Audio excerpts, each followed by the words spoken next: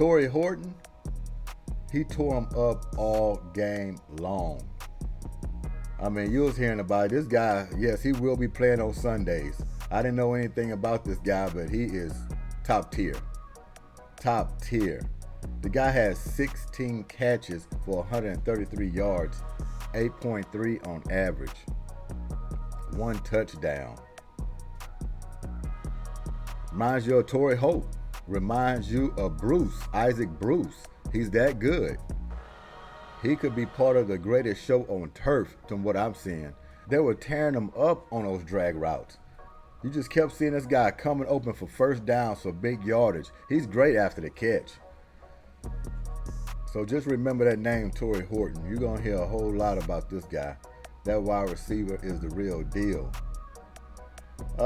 Braden Fowler, the quarterback for Colorado State. The guy has guts. You got to give it to him. Yeah, he made a lot of mistakes in that game. He threw some picks, but he came back throwing touchdowns off those picks. Because he had 3 touchdowns and 3 interceptions. He was 34 for 47 for 367 yards. Almost 8 on average. Nice quarterback. I like him. He's going to get better and better. Look, I'm not no Colorado State fan, but I'm just telling you about these players, what I see, who has potential, who can be an NFL quarterback, wide receiver, or defensive player, who has what it takes to play in the big leagues. And they have a lot of players on their team for the big leagues, as well as Colorado. But man, that hit on Travis Hunter, uncalled for, obviously. And that guy should be suspended. He should be missing games. That was a dirty play. And it looks like a bounty. Definitely like a bounty. Ball's already incomplete. Ball's dead. And then you come up and you want to throw your shoulder right into the guy. He's going to be missing about 3 to 4 weeks from what I'm hearing. And that's going to be tough because you got some tough games coming up for Colorado. You got Oregon coming up. You got to play USC. You got to have one of your greatest players on the team to even contend to try to beat these teams. But I'm not going to put nothing past Coach Prime. They're going to get their guys ready to play. They're going to get pumped up. They're going to want to go out there and play for Travis.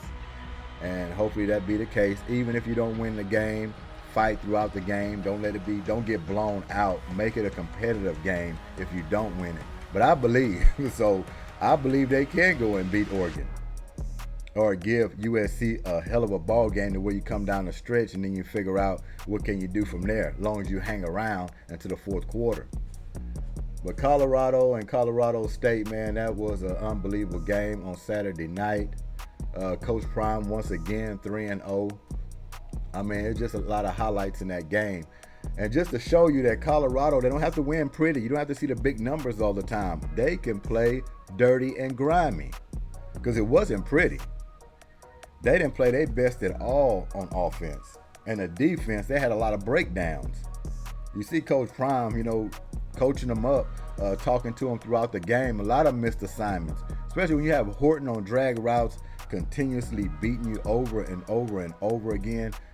You have to put a stop to that. Somebody should be spying and waiting for that guy to come. I don't even know if they double teamed him at all, but I'm pretty sure down the line, when you have one guy tearing you up like that, you got to put extra bodies on him. I don't know if Colorado knew too much about the guy or knew he was that great, but you got to put bodies around him because you shut down his production, Colorado State offense is going to stall.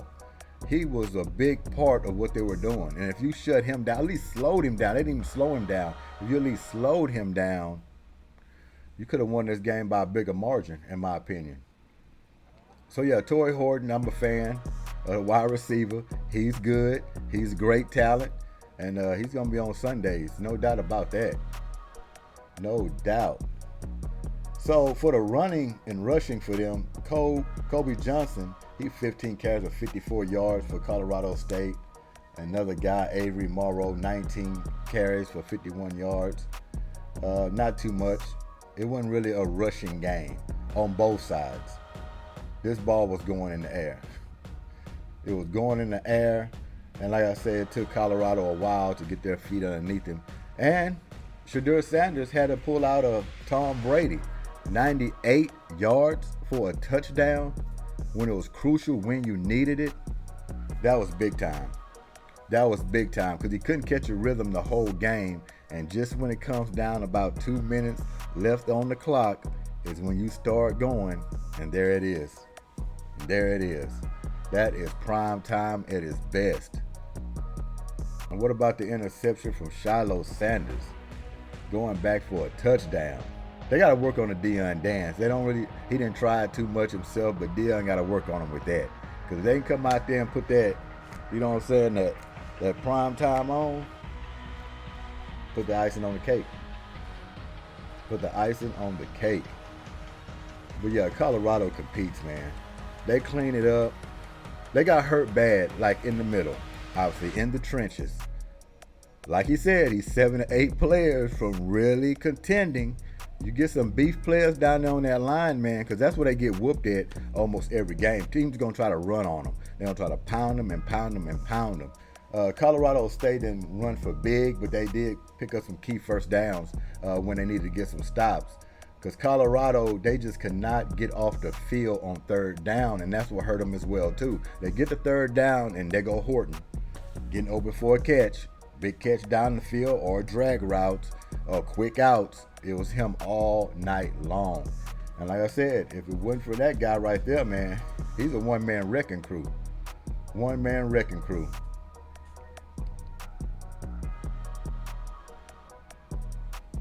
Yeah, Henry Blackburn, he should be missing some games. No doubt about that. But when you got all the hype around Colorado, and you got a lot of hate out there, people don't want to see them win, don't want to have all the accolades and stuff like that, it's a possibility nothing will happen with this guy unless a lot of people start talking about it. But he should be suspended for a dirty move like that, especially on one of the greatest players on the team who's going to be missing 3 to 4 weeks. You don't think that's going to hurt Colorado? Just off a dirty play like that? Of course it will. So Travis Hunter, speedy recovery. Try to get back with the ball club because they're going to need you, especially down here with the stretch. Going to need you down the stretch. Let's see up here. Yeah, we'll check out Shadur Sanders. He was 38 for 47 for 348 yards. Just think about that. Guy that didn't have no rhythm, couldn't get the offense flowing until late second half. You know, start finding some spots to where he can get some throws and some first downs. Still threw for 348 yards. Some people say, well, it was a bad game. No, it wasn't really a bad game. I mean, it was patience. He was making the right throws. 4 touchdown passes, 1 interception. Dylan Edwards. He didn't get off like he usually gets off. That's why I say Colorado State defense is the real deal. They will get better. They're a few players away from them being really good, too. Even though they're 0-2, that ball club, man, they keep on building up. They'll be in the fight. This will be a rivalry that continues for decades. But Dylan Edwards, yeah, they kind of kept him down a little bit. He had 10 carries for 57 yards. He was 5.7 on average, which is good. He didn't get a lot of opportunities because they was plugging it up.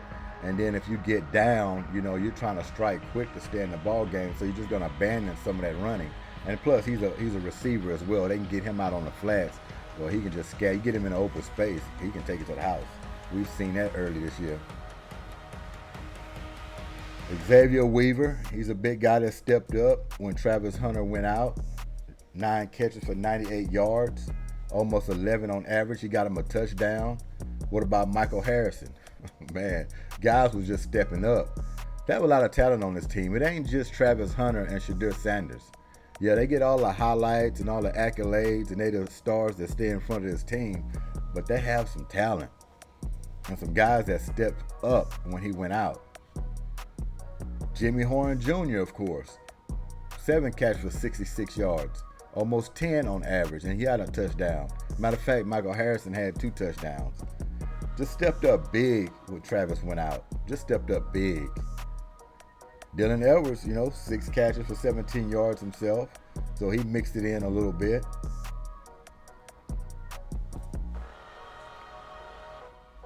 Fumbles, Travis Hunter, that fumble was pretty big. Almost was down, but not quite. But that was a big play in the game, the fumble he lost on that one. But man, grit and grind. Colorado, man, this team ain't gonna give up. They're gonna fight. They're gonna fight. They're gonna fight.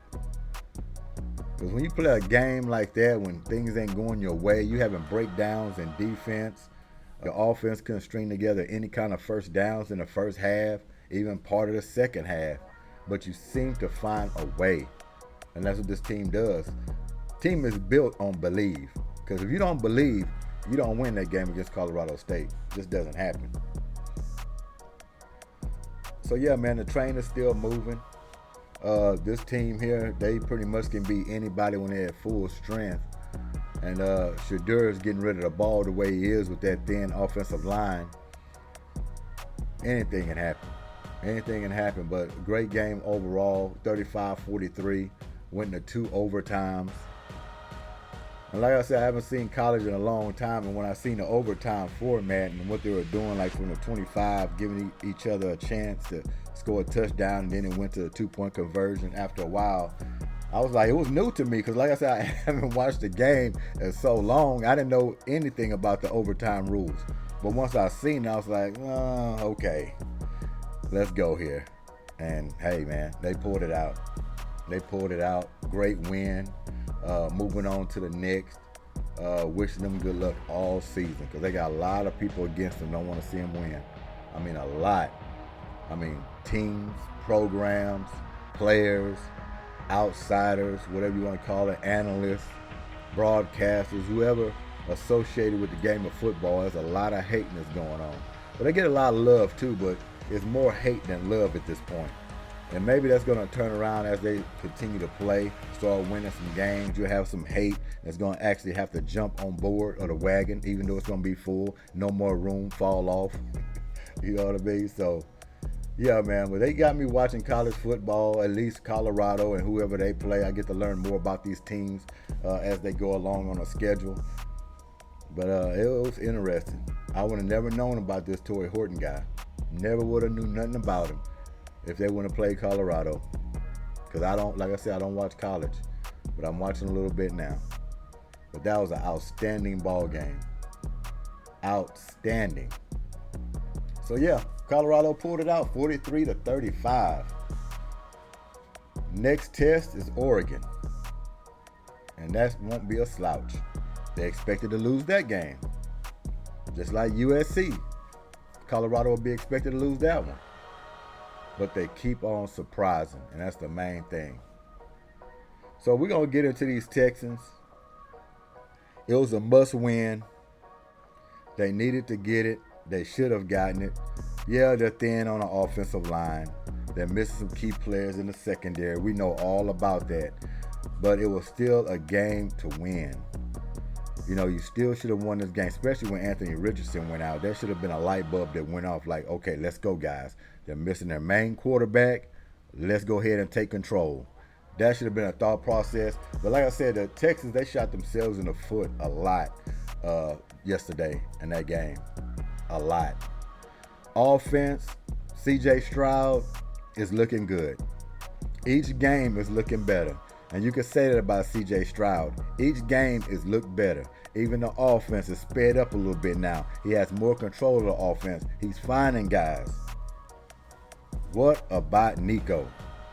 Nico looked like he wants to stand out as the number 1 wide receiver. That's what it looks like to me. Him and C.J. Stroud getting some good chemistry going.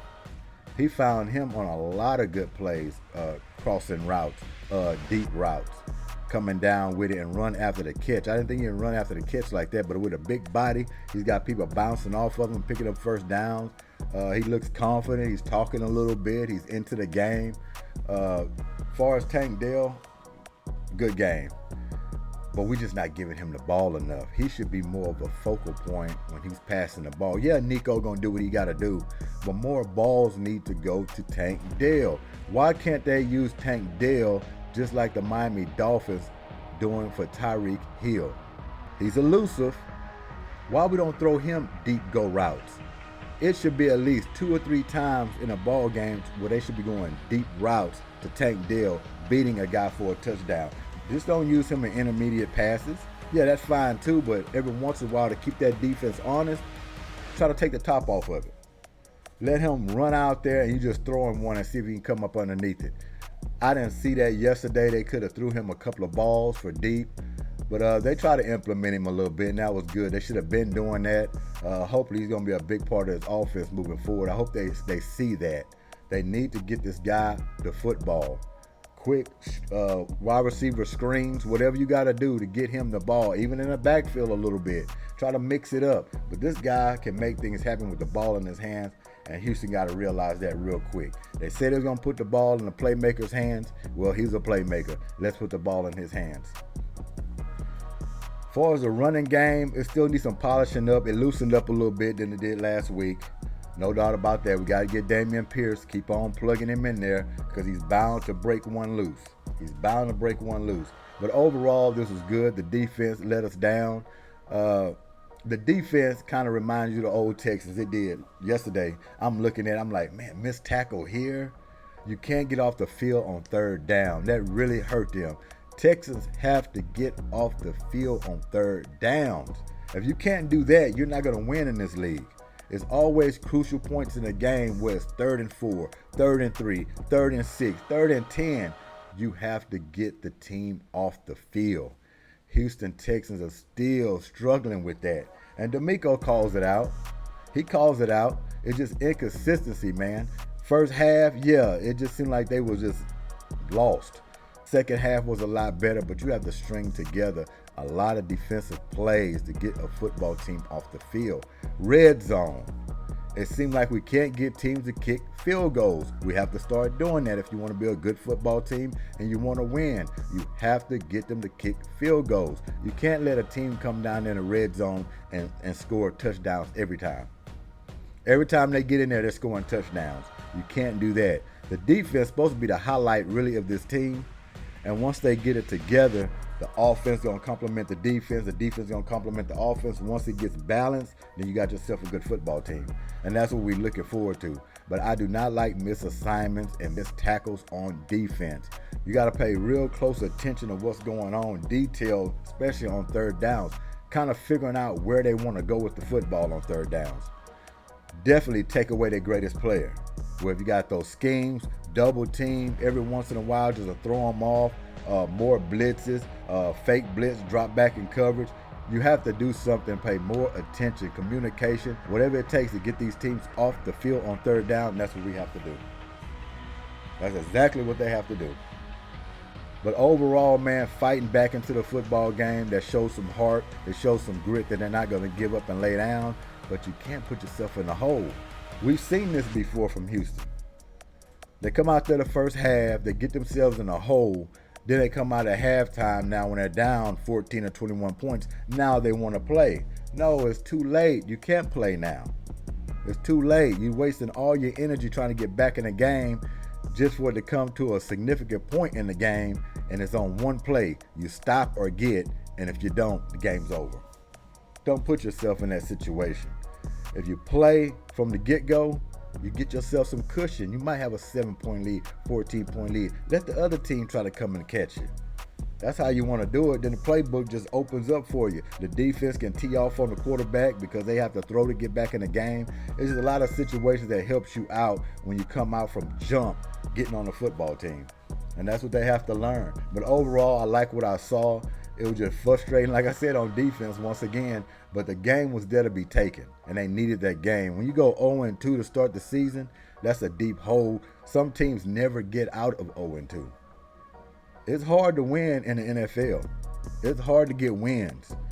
And when you're 0-2, man, sometimes you never even get back to 500 or at least won a game above it because it's that strong. These football teams are good for a reason. There's no slackers in this league. Team you think you might can beat, they'll surprise you. Everybody's trying to win out there. But at home for your opener against the Colts, this game should have been got, whether Richardson was out there or not.